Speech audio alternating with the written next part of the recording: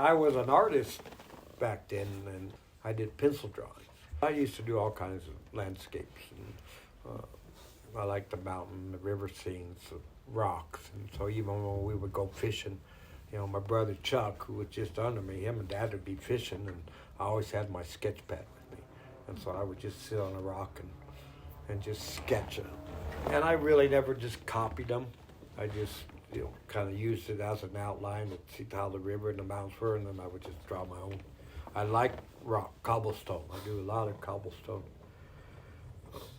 Hillside with rivers through them, and even with drawing walls and little stone houses and that kind of stuff. So, I love the colors. I loved the streams, the gravel and the growth around them, and then they'd be down in where they'd cut their way, and then you'd be right up on the plateau. And then so I loved sitting the plateau and looking down those and watching them go and see where they came out of the mountains and actually carved. And then the mountains, I loved the mountains of New Mexico. And we so close to them, and we went up and down the Rocky Mountains. That's when we went camping younger, and even if we went down the river, we would get over, once we got past the bases, down by Le Batard, and we'd go back up into the mountains, Stanchia Valley, and that type of stuff. And as you got further east, there's a lot of farmland and stuff mixed in with the ranches.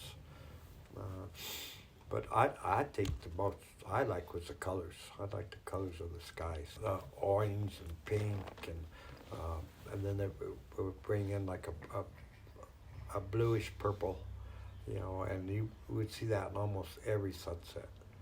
And then the sunrises were just bright yellows and oranges, depending on the clouds and that type of stuff. But between the blue sky and the way it met the sun and the landscape, just the most brilliant yellows and oranges, purples and blues that you had ever seen. And I loved that. Those are my two favorite time of days, was sunrise and sunset.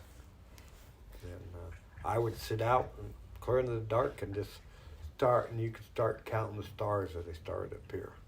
And then, by the time it got too many to count, it's time to go in.